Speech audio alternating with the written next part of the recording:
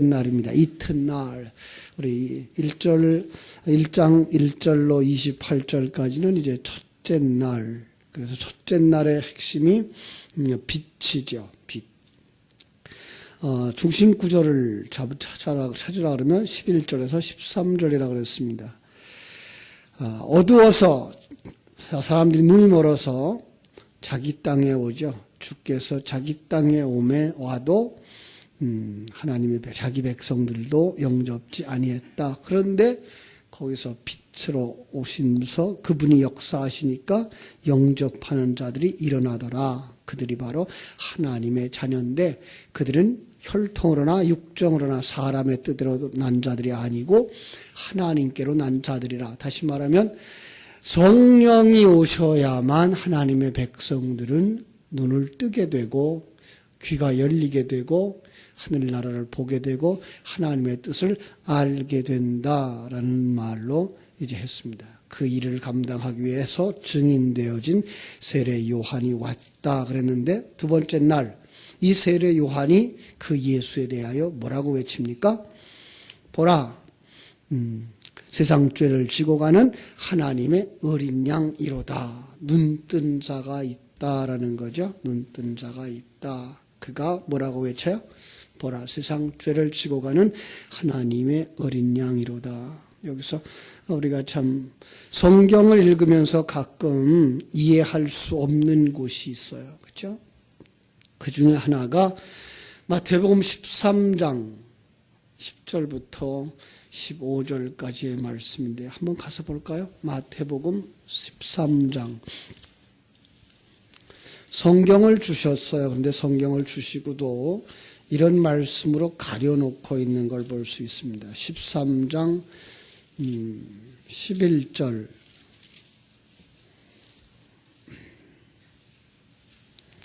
11절부터 15절까지 읽죠. 대답하여 이르시되 천국의 비밀을 아는 것이 너희에게는 허락되었으나 그들에게는 아니 되었나니 무릇 있는 자는 받아 넉넉하게 되되 없는 자는 그 있는 것도 빼앗기리니 그러므로 내가 그들에게 비유로 말하는 것은 그들이 보아도 보지 못하며 들어도 듣지 못하며 깨닫지 못함이니라.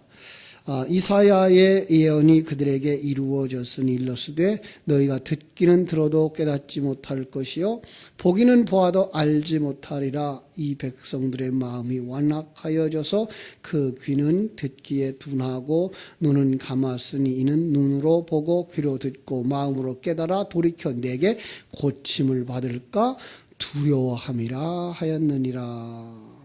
자, 그러면은 성경을 보고 비유로 설명하시면서 모든 사람들이 다 알아들으라는 얘기예요. 알아듣지 못하라는 얘기예요. 하나님께서 이 말을 어디서 인용을 했다고요? 이사야서죠. 그래서 이사야서의 6장에 가보면 하나님이 누가 나를 위하여 갈꼬라고 이제 탄식할 때 이사야가 내가 여기 있나이다 나를 보내소서라고 자원하고 나서요. 근데 자원하고 나서는 그 이사야에게 뭐라고 말해요? 가서 복음을 전해라. 그런데 뭐예요? 듣기는 들어도 깨닫지 못할 것이다. 그들을 듣게 하라는 거예요? 듣지 못하게 하라는 거예요. 일반인들은 들을 수가 없다예요. 그런데 그 중에서 어떤 사람들은 듣더라. 무엇을? 하늘나라의 비밀을. 그래서 이제 오늘 마태복음 13장 11절에서는 천국의 비밀을 아는 것 이렇게 말하고 있어요. 천국의 비밀. 진리에 대한 거죠. 세상 이야기라면 우리는 다 알 수가 있어요. 그런데 세상 얘기가 아닌 하나님 나라의 이야기이기 때문에 영의 눈이 열린 사람들이 아니면 알 수 없는 거죠. 그죠? 그래서 가끔 우리가 실수를 하는데 세상의 학문이나 세상의 지식을 가지고도 성경을 풀 수 있다라고 생각하는 거예요. 근데 오늘날 많은 사람들이 성경을 보는 수준이 거기에 머무르니까 김용욱이 같은 사람도 그 정도는 나도 설교할 수 있다. 그래서 그가 요한복음 강해를 썼다나요? 이런 식으로 얘기를 하고 성경을 푼다고 얘기하죠. 여러분, 그 사람이 푸는 것이 과연 맞을까요? 그는 불신자입니다. 예. 하나님을 알지 못하고 천국을 알지 못하는 자가 푸는 성경이 맞다면 오늘 성경은 세상 얘기를 밖에 되질 않습니다. 성경은 감추어진 비밀입니다. 아무도 함부로 열 수도 없고 함부로 보이지도 않습니다. 그래서 비밀입니다. 하나님은 그런 일들을 우리에게 하시면서 그럼 성경을 보고 깨달으라는 거예요? 말라는 거예요? 예. 성경을 볼 때 그 속에 성령의 감동을 입은 사람들만 볼 수 있도록 감추어진 비밀이 있다는 것입니다. 그게 바로 오늘 말씀한 이 세례 요한이 예수님을 향하여 외친 소리입니다. 다른 사람들은 영접지도 못하고 다른 사람들은 그들을 보지도 못하는데 뭘 보지 못해요? 예수 안에 있는 진리 그리스도, 예수 안에 있는 그가 하나님의 어린 양이라는 진리를 알지 못하는데 누구에게는? 세례 요한의 눈에는 그가 그 비밀을 본 자요, 그리고 다른 사람을 그 비밀 가운데로 인도하는 자입니다. 그 말을 이제 비밀, 천국의 비밀, 이걸 무스테리온이라는 말을 써요. 무스테리온이라는 말을 이제 비밀이다, 밀교에서 쓰고 있었어요. 그런데 그들에게 눈을 열어주는 사람을 성경은 이제 무스타고그라는 말을 써요. 다른 사람들을 눈을 열어주니까 눈 열린 사람만 그 눈을 열어줄 수 있으니까 그를 무스타고그라고 말하죠. 누구만 알아봅니까? 하나님에 의해서 눈이 열린 자들만 알아보는 거예요. 그래서 세례 요한이 보라, 세상 죄를 지고 가는 하나님의 어린 양이로다 외칠 수 있었어요. 다시 말하면 예수 안에 담긴 비밀을 그가 보았다는 거예요. 그리고 다른 사람들 앞에서 그 무스타고그, 눈 열어주는 역할을 하고 있는 거예요. 여러분, 세례 요한은 누굽니까? 예수님의 사촌형이에요. 예수님보다 6달 먼저 태어난 사람이에요. 그러니까 예수님하고 같은 동네에 살아서 같이 이렇게 교제를 하면서 살았기 때문에 예수가 살아가는 그 모습을 다 봤어요.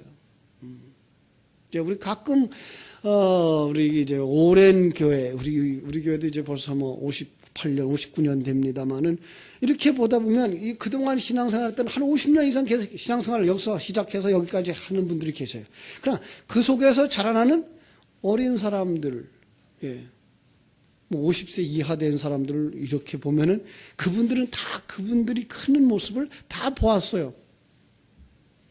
때로는 그분들이 주의 종이 될 수도 있고 교회의 장로님이 될 수도 있고, 그러면 그분들의 마음 속에는 그 자라나는 어린애의 그 모습들이 그냥 그대로 있기 때문에 그를 그렇게 볼 수가 없어요. 예. 그러니까 그 사촌되는 세례 요한의 눈에 예수는 어떤 모습이었을까요? 그는 동생이에요. 말썽꾸러기고 어리석고 그리고 바보스러운. 왜? 다른 사람들이 범죄하고 있을 때 범죄하지 않았을 테니까. 그렇죠? 이런 아주 어떤 면에서는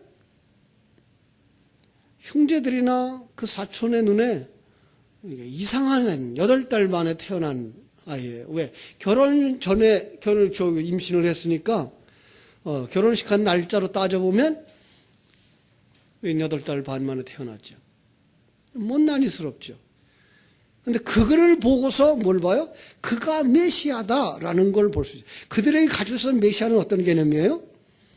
다윗 왕국을 재건할 만한, 로마의 핍박 속에서 나라를 재건하고 이 나라를 다윗 왕국처럼 만들어갈 능력자, 이게 메시아인데 그 작고 초라하고 보잘것없는 그 예수 모습 속에서 그 메시아를 보았다는 거죠. 다른 사람들에게 볼 수 없는 것, 그에게 있었어요. 뭐예요? 창세기 언어로 그대로 표현하면 꿈을 가진 자예요. 그래서 다른 사람에게 꿈을 해석해 줄 수 있는 자가 된 거죠. 천국을 가지고 진리를 가진 자예요. 그래서 다른 사람에게 그 진리를 설명해 줄 수 있는 자가 된 거죠. 그것은 성령으로 말미암아 가능한 거예요. 예. 32절로 33절 보면 이런 말이 있어요. 그래서 요한이 또 증언하여 이르되 내가 보매 성령이 비둘기같이 하늘로부터 내려와서 그의 위에 머물렀더라. 언제 봤어요? 언제 봤어요? 세례를 베풀 때에. 우리 한번 마태복음 4장으로 가볼까요? 3장. 마태복음 3장에서 예수님의 세례받는 모습을 볼 수 있죠. 그죠? 3장 13절로 17절. 이때에 예수께서 갈릴리로부터 요단강에 이르러 요한에게 세례를 받으려 하시니 요한이 말려 이르되 내가 당신에게 세례를 받아야 할 터인데 당신이 내게로 오시나이까. 이 참 동생이죠. 그죠? 동생 앞에서 이렇게 말할 수 있었던 건 그를 먼저 성령이 그에게 임하여 그가 누군지 봤다는 거죠. 예수께서 대답하여 이르시되 이제 허락하라. 우리가 이와 같이 하여 모든 의를 이루는 것이 합당하니라 하시니 이에 요한이 허락하는지라. 예수께서 세례를 받으시고 곧 물에서 올라오실새 하늘이 열리고 하나님의 성령이 비둘기같이 내려 자기 위에 임하심을 보시더니 하늘로부터 소리가 있어 말씀하시되 이는 내 사랑하는 아들이요 내 기뻐하는 자라 하니라. 누구만 들어요? 성령의 귀가 열린 사람들만 들어요. 성령의 눈이 열린 사람들만 보아요. 그런데 내가 그렇게 보았다라고 지금 요한복음 1장 32절 33절에서도 말하는 거죠. 그죠? 그래서 33절 나도 그를 알지 못하였으나 나를 보내어 물로 세례를 베풀라 하신 그이가 그도 누구예요? 성령이시죠? 나에게 말씀하시되 성령이 내려서 누구에게든지 머무는 것을 보거든 그가 곧 성령으로 세례를 베푸는 이인 줄 알라 하셨기에 내가 그를 보고 그가 하나님의 아들이심을 증언하노라. 그죠? 가난한 목수의 아들 온난이 동생 예수에게서 이스라엘의 소망 메시아를 보았다는 거죠. 세상 사람들에게는 여전히 가리워져 있는 무스테리온 비밀인데 이해할 수 없는 비밀. 그래서 오늘날 역시 성경은 비밀이에요. 성경은 보아도 보지 못하고 어떤 사람들은 설교를 들어도 듣지 못하는 것이 정상이에요. 신령한 눈이 열려져야만 성경 속에 진리를 볼 수 있고 영의 눈이 열려지고 영의 귀가 열려져야만 들을 수 있는 거예요. 그렇지 못하면 뭐 저렇게 복잡해. 뭐 저렇게 성경에 있는 글자대로 얘기를 하지 않고 왜 딴 얘기를 해? 라고 말할 수밖에 없는 거예요. 예수님이 지금 마태복음 13장에서는 예수님은 비유로 말씀하시죠. 우리가 알고 있는 비유는 어떤 거죠? 뭘 설명해 주기 위해서 더 여러분들이 잘 알고 있는 다 이해할 수 있는 내용을 가지고 그것을 설명해 주는 게 비유예요. 그런데 예수님이 비유로 말한 건 뭐예요? 다른 사람들이 알아듣지 못하게 하기 위해서 비밀로 말한 거예요. 그러니까 비유로 말하는 걸 그 비유를 세상적 각도에서 그냥 해석해버리면 그건 주님이 쓰고자 했던 비유의 의도가 아니고 그 안에다가 뭘 담았어요? 하늘 진리를 담아서 준 것에 그걸 볼 수 있어야만 우리가 그 비유를 바로 볼 수 있는 거예요. 이런 비밀들이 담겨져 있는 것이 바로 비밀, 그러죠? 오늘날 한글만 알아도 성경을 해석할 수 있는 그런 성경이 아니라는 것. 사람들이 참 너무 오해를 합니다. 제가 중국에서 그런 그 말을 많이 했어요. 학생들에게. 보통 신학교에 오는 학생들이 거의 중학교 정도 졸업하고 고등학교만 졸업해도 상당히 실력자들이에요. 이제는 교회에 그들이 이미 전도사가 되고 목사가 되어졌는데 교인들 속에 이제 대학생들이 들어오기 시작하는 거죠. 중학교 학원을 졸업하고 이제 그 세상 것들을 보지 못했던 그 사람들이 성경을 통해서 성경을 해석하려고 애를 써요. 문장을 분석하고 그 문장의 내용을 살피고. 그런데 지식을 가진 사람들은 한 번만 잘 읽어도 알 수 있는 내용을 그냥 그걸 설교하고 있는 거예요. 여러분, 앞으로 그들이 그 강단을 계속 지킬 수 있겠습니까? 아니요. 그냥 세상적 지식과 문자적 해석만 한다면 앞으로 그들은 자리가 없어요. 평신도들이 그들보다 더 실력 있고 평신도들이 그들보다 더 바르게 성경과 문장을 잘 해석해낼 수 있기 때문에 그들에게 정말 영안을 열어서 성경 보는 법을 가르쳐주고 그리고 하늘 진리를 가르쳐줄 수 있도록 자신들이 먼저 진리를 가지지 못하면 그들을 이끌어갈 만한 영적 지도자의 역할을 할 수가 없는 거죠. 바로 성경은 그런 거예요. 예수님의 제자들이 지식 많은 사람들이 아니었어요.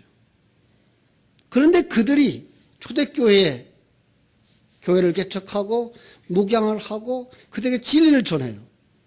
세상 사람들의 지식이 아닌 하늘나라 지식을 가지고 열린 눈을 가지고 성경을 해석할 수 있었고 그들에게 복음을 전할 수 있었기 때문에 많은 지식을 가진 사람들이 거기에 와서 그 말씀에 귀를 기울일 수 있었던 것이죠. 그걸 갖다가 바울이 뭐라 그래요? 내 것으로 말하지 아니하고 나는 예수 그리스도와 십자가만 말했다라고 말할 수 있었던 거예요. 지식적인 것, 세상적인 각도에서 해석했다면 아마 그 당시로 말하면 바울 사도와 같은 지식자는 없었겠죠. 그만한 아주 유능한 지식인이었어요. 그런데 그가 전하는 것은 그 지식이 아니고 그 성경 안에 담겨져 있는 예수와 그리스도 구원에 관한 비밀, 무스테리온을 전했던 것을 알 수 있습니다. 그렇습니다. 이 진리를 볼 수 있는 사람들, 어떤 사람들이에요? 눈 열어준 사람들입니다. 그런데 그게 어떻게 가능합니까? 바로 어린 양 예수 그리스도로 말미암아서 가능한 겁니다. 여러분, 둘째 날입니다. 이제 창세기적인 해석을 해볼게요. 창세기 둘째 날 무엇이 창조됩니까? 아랫물과 윗물로 나누어지죠. 아랫물, 물. 성경 속의 물은 보통 어떤 것들을 상징하죠? 물. 그것은 말씀이에요. 그러니까 세상의 진리와 세상의 도리와 하늘나라 도리를 구분을 시켜놨어요, 하나님은. 이게 한데 합쳐지면 큰일 나는 거죠. 그런데 이게 한데 합쳐진 적이 있었어요. 언제죠? 노아 홍수 때예요. 그러면 합쳐지면 그 안에 있는 기식하는 생물들은 다 죽어요. 기식하는, 코로 호흡하는. 그런데 그때 하나님께서 그들을 구원하시려고 그들 속에 있는 자기 백성을 구원하시려고 뭘 만들죠? 방주를 만들어요. 방주를 만들고 그리고 방주 안에 자기의 백성들을 다 집어넣어요. 그리고 방주 위에 비가 쏟아지고 방주 위에 물이 떠올라요. 방주는 아랫물과 윗물 사이에서 모든 저주와 고난을 다 받아요. 그런데 이 방주가 누구를 상징하고 있죠? 바로 예수 그리스도를 상징하고 있는 거예요. 지금 이 시대가 홍수 시대라는 거죠. 이 시대는 어떤 홍수예요? 세상의 도리와 하늘나라 진리가 그냥 혼합되어졌어요. 구원의 진리와 행위론이 한데 합쳐졌어요. 그래서 아주 우리들이 속고 있는 말 가운데 좋게 듣고 있는 말, 믿음으로 구원받고 행위로 상급받는 이런 생각이에요. 이거 합쳐진 거예요. 성경은 믿음 외에 없어요. 모든 것이 다 하나님이 시작하고 하나님이 완성해요. 그러면서 그 속에 있는 하나님의 백성들을 자기를 비우는 자, 자기 십자가 지고 하는 삶의 사람으로 만들어 가시는 거예요. 완성시켜 가는 거예요. 내 힘으로요? 아니요. 나는 예수 그리스도를 영접하는 그 순간, 예수 그리스도를 믿는다고 고백하는 그 순간 나는 내려놓기 시작하는 거예요. 그래서 갈라디아서 2장 20절에서 뭐라고 말해요? 내가 이미 그리스도와 함께 십자가에 못 박혔나니, 십자가에 못 박히면 어떻게 된 거죠? 죽었다는 거죠. 여러분, 우리는 죽은 자들이에요. 그럼 내 안에 사는 게 누구예요? 그리스도니라고 고백할 수 있어야 되는 거예요. 그리스도께서, 성령께서, 진리가 나를 이끄는 대로 살아가고, 그래서 그런 삶을 살기 위해 그 진리를 계속 반복해서 우리에게 채우는 거죠. 왜? 그 진리에 의하여 살기 위해서, 진리에 이끌림 받기 위해서. 그래서 매일 새벽마다 우리가 이 진리에 관한 말씀을 듣는 것, 진리를 듣는 것 중요한 거예요. 그러지 않으면 우리는 영적인 삶을 살 수가 없기 때문에 그런 거죠. 그렇죠? 바로 그 방주가 하나님의 어린 양인 거예요. 방주를 통해서 방주가 저주를 다 받고 그리고 죽어요. 그리고 방주 안에 있던 사람들이 살아나는 거예요. 훗날 이 그림이 어떻게 나오죠? 제물로 나와요. 제물로. 그래서 제사를 드리면서 우리의 죄를 양에게 전가시키고 양을 잡아서 하나님께 드림으로 말미암아 양은 죽고 나는 사함을 받은 자로 서는 것을 보여줘요. 실상은 그것도 역시 제물이었어요. 그런데 이 세례 요한은 그 예수 속에서 우리 위하여 대신 죽을 그 어린 양의 모습을 보았다는 겁니다. 그렇습니다. 오늘 우리는 하나님이 우리에게 주신 것 예수, 하나님이 우리에게 주신 것 성경 속에서 그리스도를 볼 수 있어야 되는 거예요. 나를 위하여 십자가 지고 죽으시고 부활하신 그리스도 예수. 그리고 내 안에서 지금 나와 함께 십자가를 지고 죽어가고 있는 예수 그리스도. 예. 그걸 볼 수 있는 눈들이 열려져야만 하는 거죠. 그죠? 제자들 3년 반 동안 예수님을 따라다녔지만 예수님을 통해서 수없이 많은 것을 보았지만 그들은 예수님의 말을 풀어내지 못해요. 3년 반. 예. 참 성경은 기가 막혀요. 마지막 환란, 그 7년 대환란의 절반이 3년 반이죠. 3년 반은 율법 시대예요. 그래서 예수님의 제자들을 3년 반 동안 따라다녔지만 깨닫지 못해요. 후 3년 반, 이것은 바로 은혜 시대죠. 그래서 예수님의 제자들은 언제 깨달아요? 요한복음 13장 7절에 보면 지금은 너희가 알지 못하나 이후에는 알리라 그랬어요. 언제? 성령 받은 후에. 예. 성령 받은 후에 예수님이 3년 반 동안 얘기했던 그 내용 속에 들어있는 진리가 무엇인지 그들이 다 깨닫게 되고 그 비밀을 아는 자가 되고 이제 비밀을 깨우치는 자가 되는 거죠. 그렇습니다. 세례 요한의 사역은 이미 그것을 시작하고 있었던 것입니다. 성령에 의한 사역. 그래서 세례 요한이 강조한 것이 무엇입니까? 세례. 둘째 날 세례 받은 거예요. 예수님이 세례 받은 거예요. 세례가 뭐예요? 예수 그리스도와 함께 죽고 예수 안에서 살아나는 것. 또 하나는 예수님과 자기 백성들의 연합. 그렇습니다. 여러분, 우리 세례는 굉장히 중요한 의미를 가지고 있어요. 그냥 우리 죄를 씻었어 이걸로 끝나지 않아요. 그 씻음 받기 전에 우리는 먼저 예수 안으로 들어가야 돼요. 그래서 예수 그리스도와 우리가 연합되어져야 되는 거예요. 그래서 단순한 그 짧은 시간에는 보통 이제 옛날에는 다 물에 들어가서 침례를 했죠. 왜 그래요?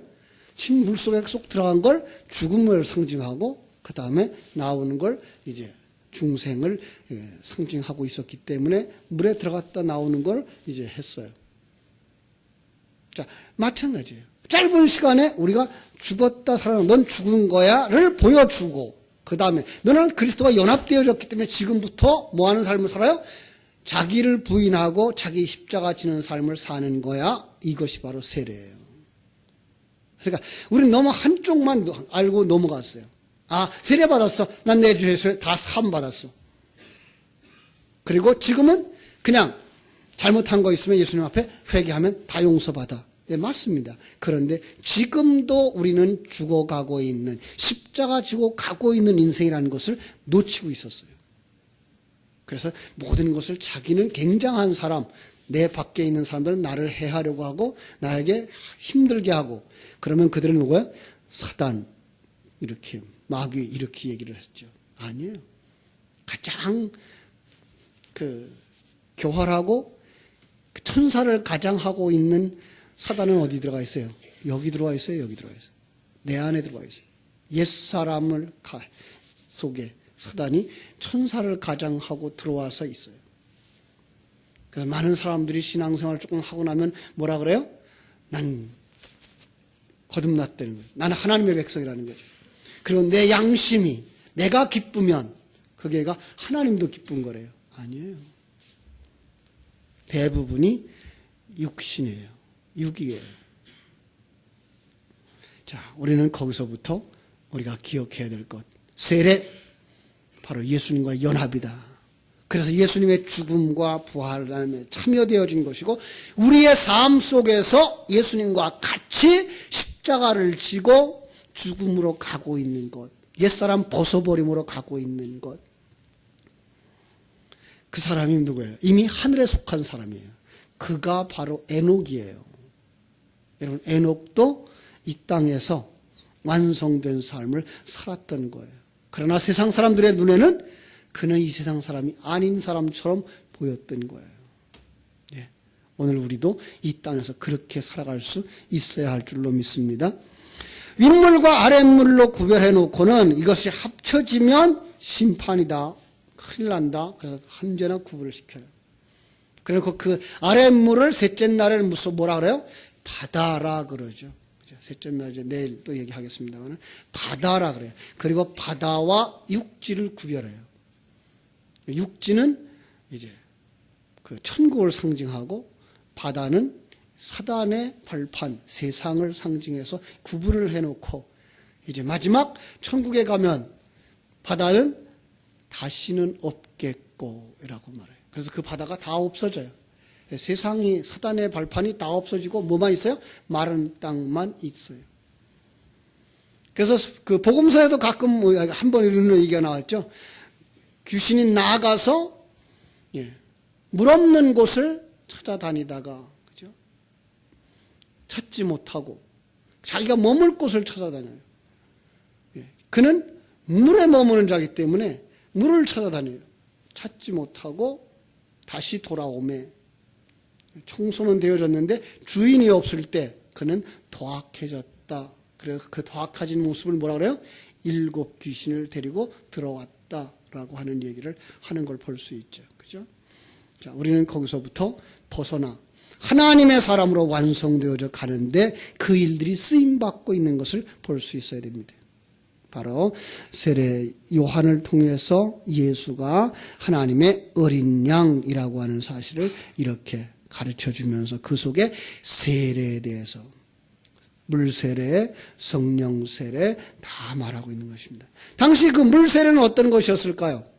그들이 의식적으로 가지고 있었던 세례예요. 그들은 이제 그 이방인이 유대교에 들어오려고 하면 할례를 받아야 됐고, 그리고 세례를 받아야만 그들은 죄를 씻어야만 깨끗해진다고 생각했고, 그 다음에 절기마다 그들은 세례를 받아서 깨끗하게 씻었어요. 늘 씻었어요. 그러니까 한 번 세례로 끝난 게 아니라 그들은 세례를 여러 번 했어요. 왜? 그거 갖다가 회개라고 생각을 했기 때문에. 그것이 바로 물세례의 의미고, 그 다음에 성령세례는 거듭남에 대한 의미를 지금 여기서 처음 세례 요한을 통해서 입을 열어 가르쳐주고 있는 거죠. 우리는 모두 다 물세례 중요하죠. 더 중요한 것 뭐예요? 성령이 우리 안에 들어와서 우리를 죽게 하고, 그리고 우리를 살게 하는, 무엇을 죽게 해요? 옛사람을 죽게 하고 새 사람을 살게 하는 그 세례 속에 들어가 있는 사람, 그 삶이 십자가 지고 가는 인생이라고 하는 걸 알고, 정말 하나님 앞에서 나 같은 자가 어떻게 선택되어져서 어떻게 이 축복된 자리에 가게 되어졌는가 감격하면서, 또 하나 내가 이제 이 눈을 열고 듣고 보는 이런 사람들이 되었으니 뭐예요? 무스테리온을 받아들이는 자가 되어서 비밀을 아는 자가 되어서 이제 뭐가 되어야 되죠? 무스타고그가 되어야 되죠. 그걸 가르쳐서 다른 사람들의 눈을 뜨게 해주는, 예. 내가 눈을 뜨고 천국의 소망을 가지고, 예. 이 세상 것에 전혀 연연하지 아니하며 힘있게 살아갈 수 있는 것처럼 저들도 그 길로 인도해 주기 원해 나아가는 자, 그가 바로 세례 요한과 같은 무스타고그들이 될 수 있는 거죠. 바로 3년 반 동안 예수님의 제자들이 그 일을 감당해요. 그런데 그 3년 반 동안은 뭐라고요? 우리의 인생 42달 1260, 그 다음에 한때 두때 반때, 이게 요한계시록에 나오는 이제 절반인데 7년이라고 하는 완전한 세계 속에서 3년 반 나눠놓고 3년 반은 율법시대, 3년 반은 은혜시대, 이렇게 해서 정리를 하시면 아주 깨끗하게 정리를 할 수 있어요. 그 중간에 누가 있어요? 예수 그리스도의 십자가, 죽음과 부활이 있어요. 그래서 우리는 이미 우리 안에서 이 3년 반과 3년 반을 겹쳐서 살아요. 어떻게? 옛사람의 3년 반이 내 안에 있고 새 사람의 3년 반이 내 안에 있어요. 그리고 이 옛사람과 새 사람은 늘 전쟁을 해요. 왜요? 우리는 뭐 하고 싶어요? 우리는 그냥 잠자고 싶어요. 그죠? 그런데 우리 속 사람이 어떻게 해요? 일어나라 그러죠. 우리는 그냥 세상에 늘어지게 살고 싶어요. 그런데 하나님은 뭐라 그래요? 일어나라! 나와 함께 가자! 그러죠. 네. 우리는 육신은 뭐예요? 세상 사람들을 하는 대로 그냥 하고, 편안하게 세상 사람들 추구하는 거 추구하고 살고 싶어요. 그런데 속 사람이 뭐라 그래요? 아니다. 나와 함께 십자가 지고 좁은 길 가자라고 말하죠. 항상 싸우게 돼 있어요. 그때 누가 이겨요? 당신이 누구에게 양식을 주느냐, 그 사람이 이겨요. 새벽마다 이 진리의 양식을 먹이면 여러분의 속 사람이 이기고요. 텔레비전을 보고 신문을 보고 세상 얘기를 들고 사람들을 보면 옛사람이 금방 살아나요. 그래서 여러분들이 주야로 묵상해야 될 이유가 거기 있고, 쉬지 말고 기도해야 될 이유가 거기 있는 거예요. 예. 쉬지 말고 기도하라는 건 뭐라 그랬어요? 진리를, 그죠? 쉬지 말고 묵상하라는 거. 하나님의 전능하심과 그의 창조하심과 섭리하심과 경륜하심이 내 안에서 이루어지고 있으며 지금 나는 주님과 함께 가고 있다는 사실에 대한 인식을 한순간도 놓치지 마라. 그것이 바로 쉬지 말고 기도하라 라고 하는 말씀인 줄 알고, 오늘도 이 예배 후에 오늘 주신 말씀, 나는 무스테리온을 아는 사람이구나, 비밀을 아는 사람이구나, 얼마나 알고 있습니까? 그리고 이제는 이 비밀을 다른 사람들에게 알려주어서 그들의 눈을 뜨게 해주고 그들도 구원받게 해줘야 할 사명이 우리에게 있구나라는 것을 깊이 깨달아 알아서 여러분 속에 진리로 충만되어지고 그 진리가 흘러 넘쳐서 다른 사람들을 눈을 뜨게 하는 기적을 이루길 주님의 이름으로 축원합니다. 기도하겠습니다. 하나님 우리 아버지,